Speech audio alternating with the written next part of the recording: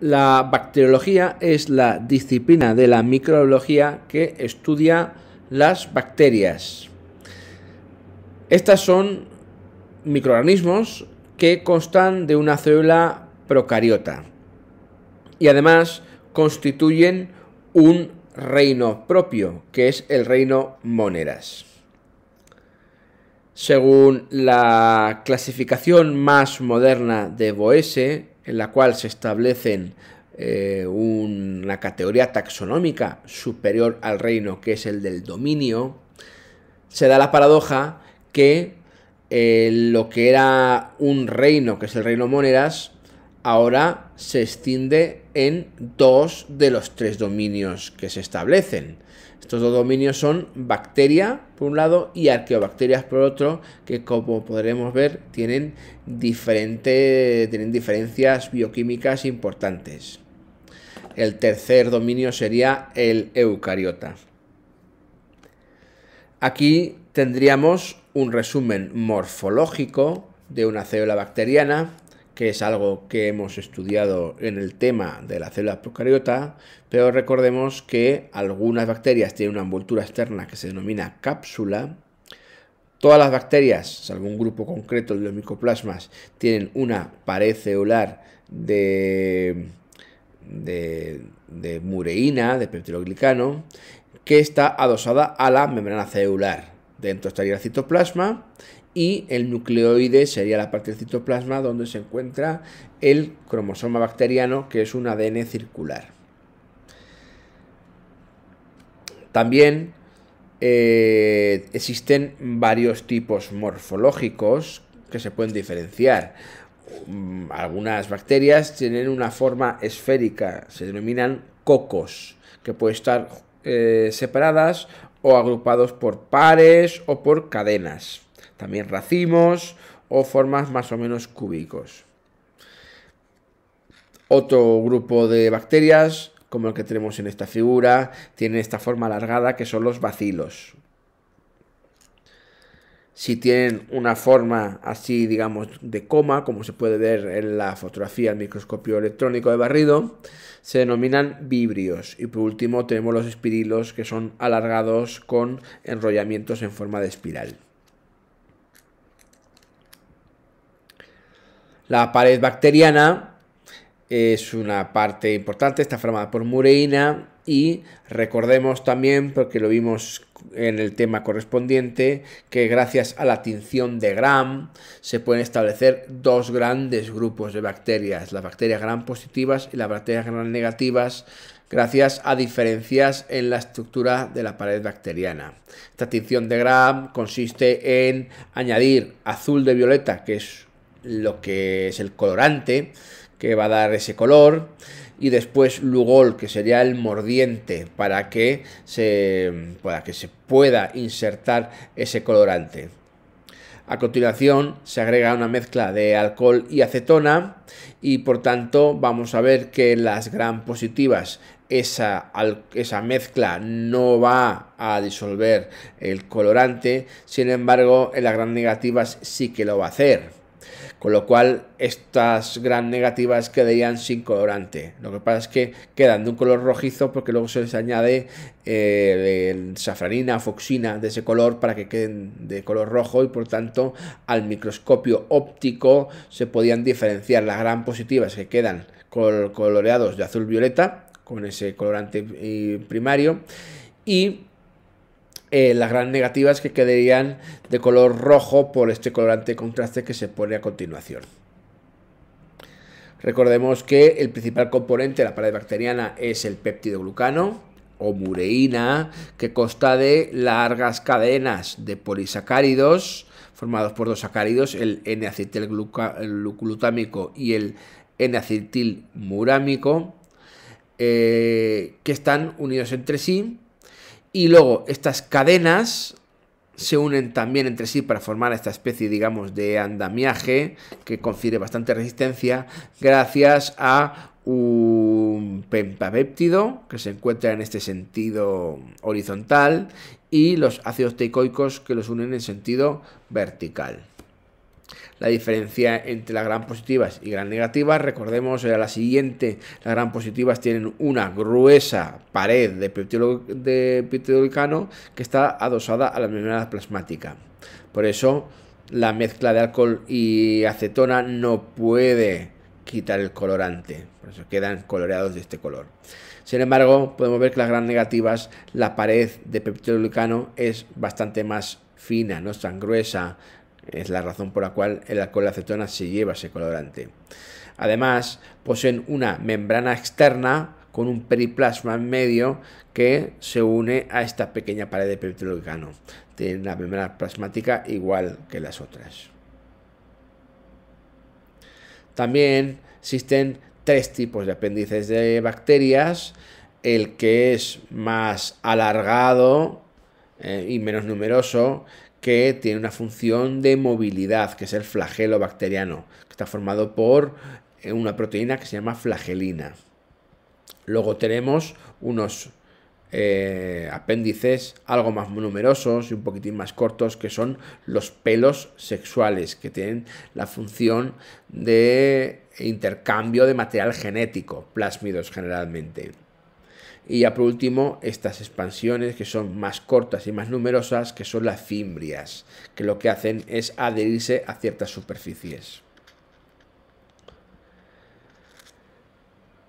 En cuanto a la fisiología de las bacterias, empezamos por la nutrición.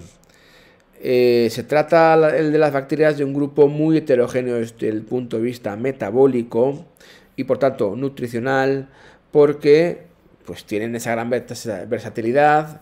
Realmente existen integrantes de todos los tipos de metabolismo que se conocen, y además, desde el punto de vista evolutivo, generan nuevas rutas metabólicas de degradación o de síntesis de nuevas sustancias. Por tanto, en función de esto vamos a tener bacterias de nutrición autótrofa y bacterias de nutrición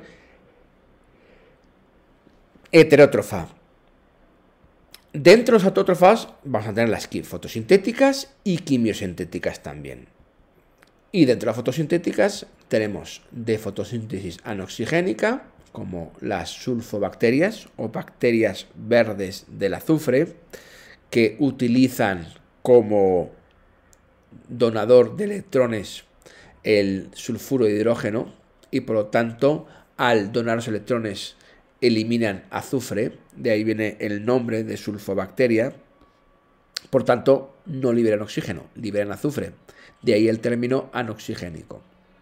Y luego está la fotosíntesis oxigénica, que es la que realizan las cianobacterias. En este caso se utiliza, al igual que pasa en en plantas y en algas, se utiliza el agua como donador de electrones y se desprende oxígeno, de ahí el término oxigénico.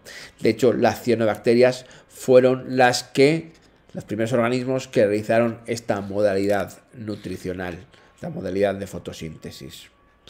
También existen bacterias quimiosintéticas, como bien conocemos cuando estudiamos este proceso. Las bacterias nitrificantes, las bacterias del azufre, las del hierro. En definitiva, lo que están haciendo es realizar reacciones de oxidación de componentes inorgánicos para obtener la energía que necesitan para fijar el carbono y demás bioelementos. Son importantes porque muchas veces lo que hacen es cerrar los ciclos de la materia y hacer que la materia se acabe reciclando, puesto que muchas veces los productos de la quimiosíntesis suelen ser los reactivos o la materia inorgánica que necesitan los organismos fotosintéticos. En cuanto a la nutrición heterótrofa, existen bacterias heterótrofas de todos tipos. Por ejemplo, existen bacterias heterótrofas fotosintéticas, como las bacterias purpúreas y verdes no sulfurosas. Aquí, igual que pasa con las autótrofas fotosintéticas, se utiliza la energía de la luz solar y para ello presentan pigmentos que captan fotones. Lo que pasa es que, a diferencia de los autótrofos fotosintéticos, en vez de utilizar como fuente de carbono el dióxido de carbono, utilizan componentes orgánicos, de ahí que sean heterótrofos. Serían lo que denominábamos fotoquimiotófos, ¿no? Las saprófitas son aquellas bacterias que se nutren de la descomposición de materia orgánica.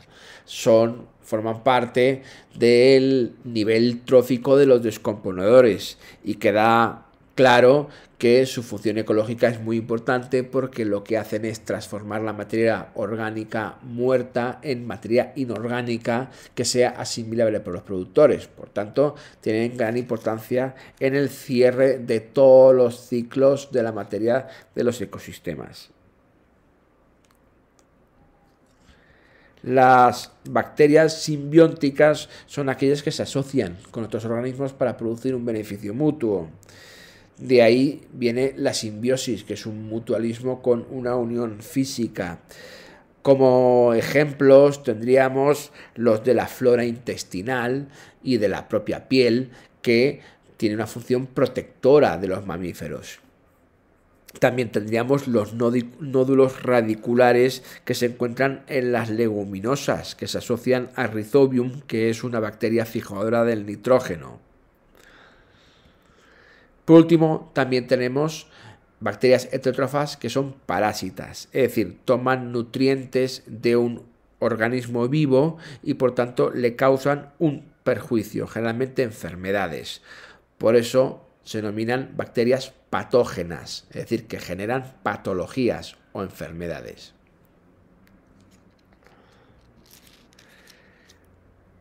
La función de relación de las bacterias, como toda la relación, consiste en responder ante unos estímulos.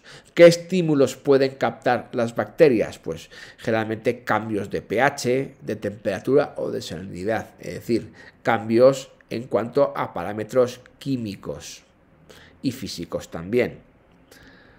También pueden captar la luz, la presencia de nutrientes o de oxígeno.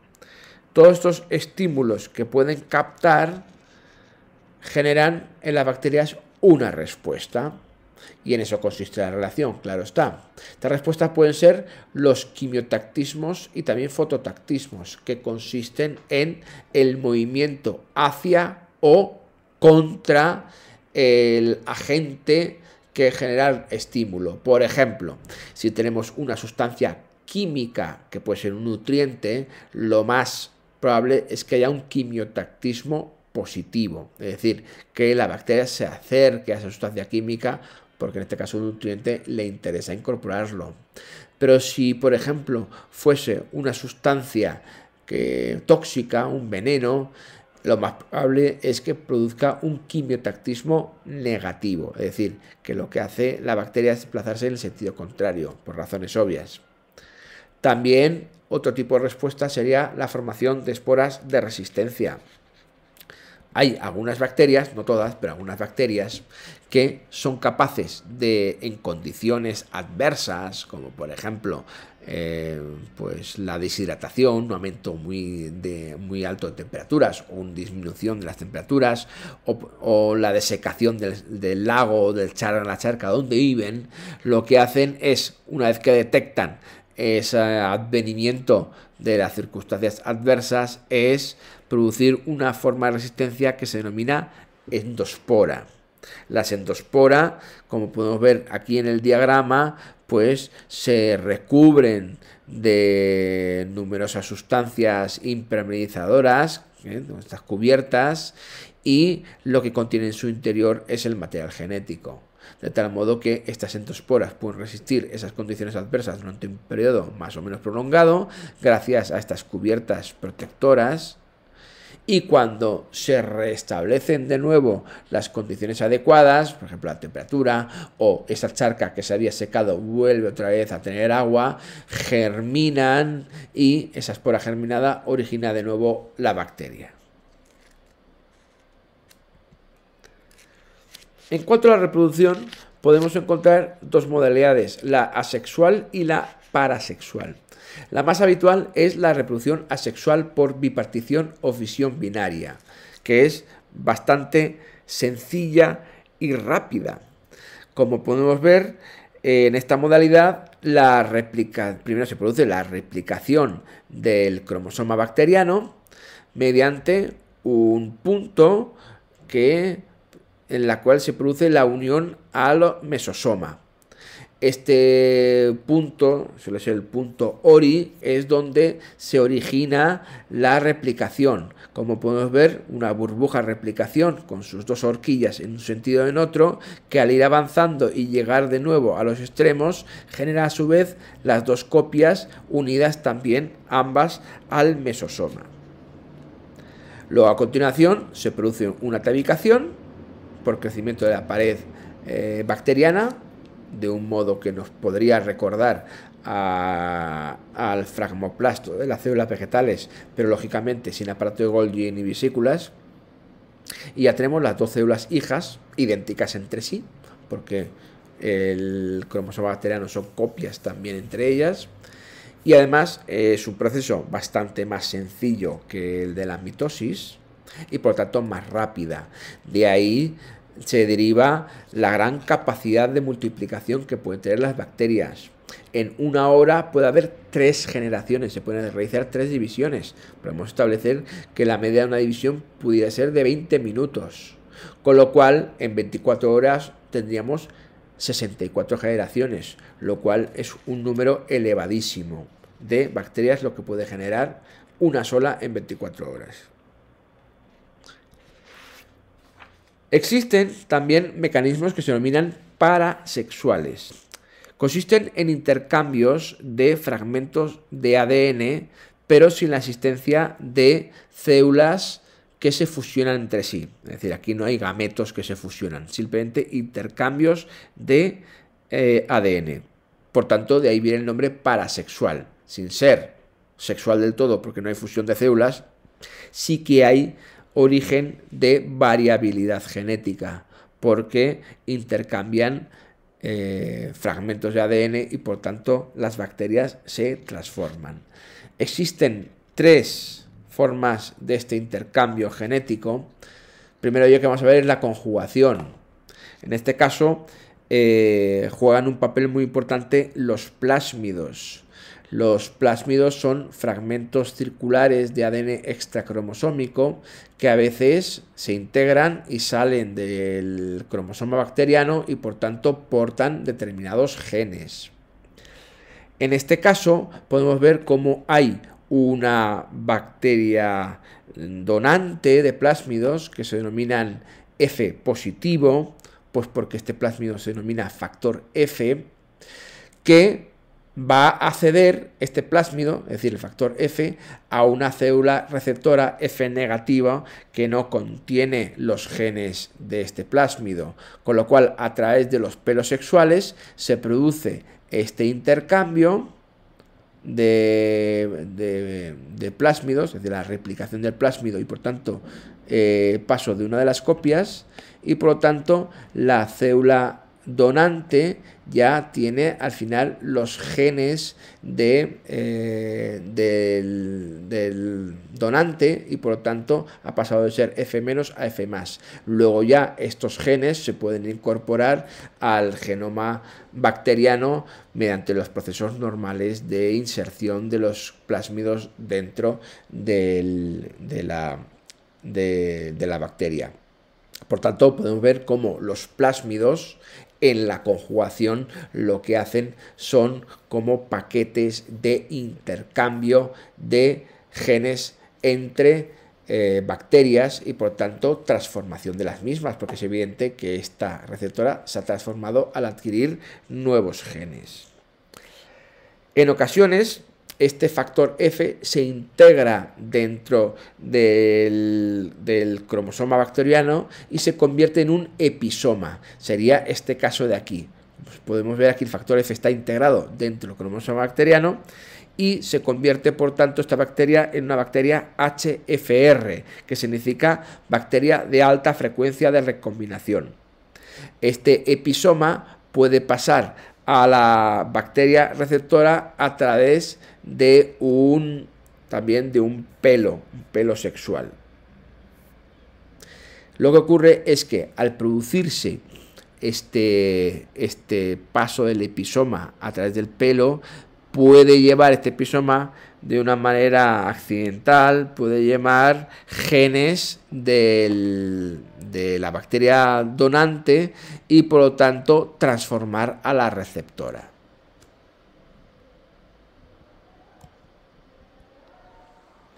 Otro proceso de intercambio genético sería la transducción. En este caso se produce a través de un virus, de un bacteriófago.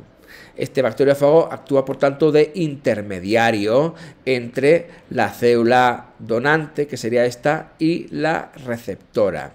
Como puedes ver, esta bacteria, al ser infectada, el fago puede llevar genes en su genoma, puede llevar genes de la bacteria que al liberarse los llevan a otra bacteria por infección y por tanto aquí se produce la recombinación y estos genes que estaban aquí pasan a estar en el genoma de la bacteria receptora, que va a denominarse bacteria transducida. Y también la transformación es un proceso parecido, lo que pasa es que en este caso se captan fragmentos de ADN de una célula donante pues que haya sufrido algún tipo de lisis y por tanto estas células receptoras captan esos ADNs que se acaban integrando por recombinación o sobrecruzamiento dentro del genoma y por tanto se transforma la célula.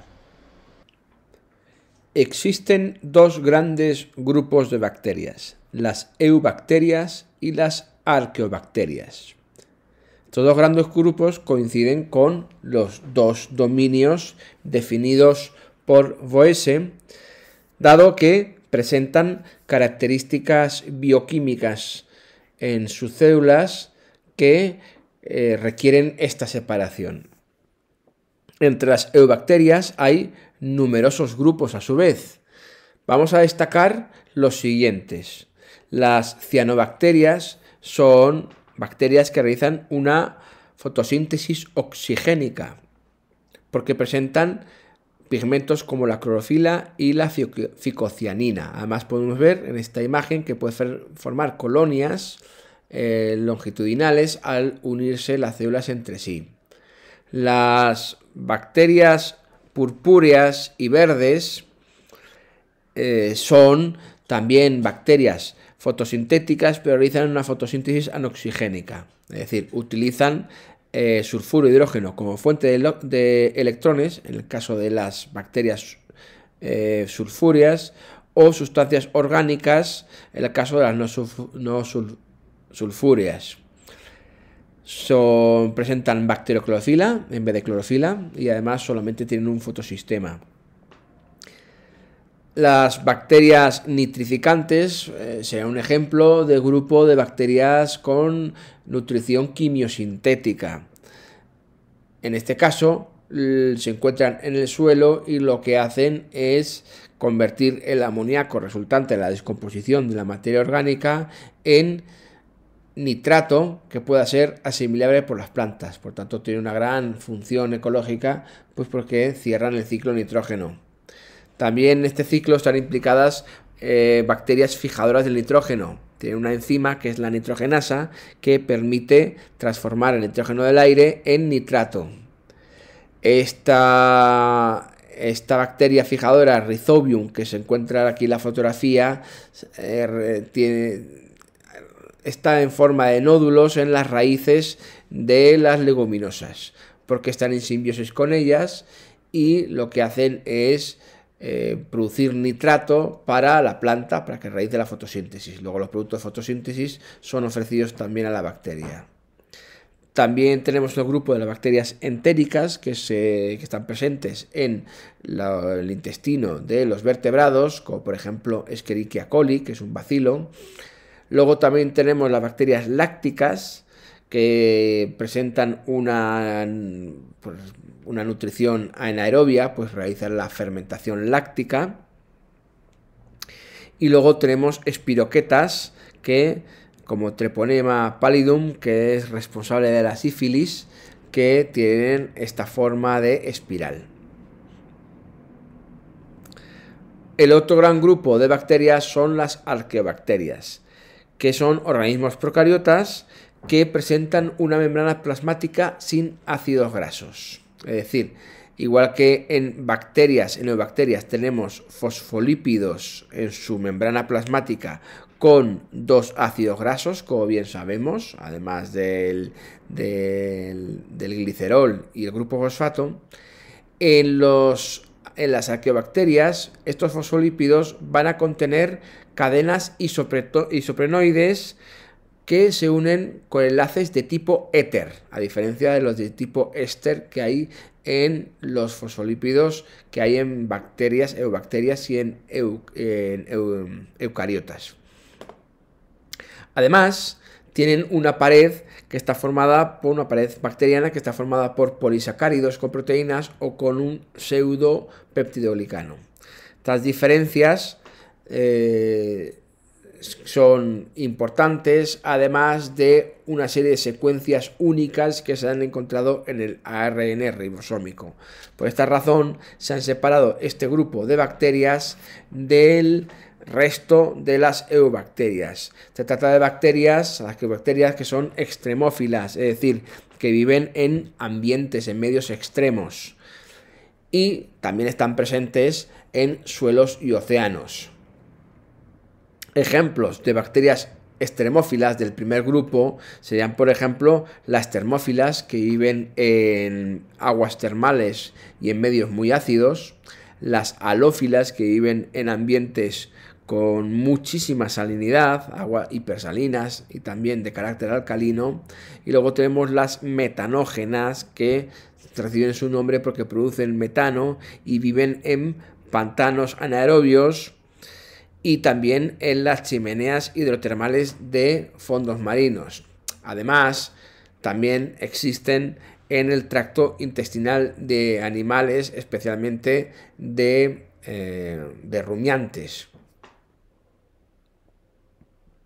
Por último, indicar que las arqueobacterias son los organismos procariotas que tienen un mayor parentesco con eucariotas.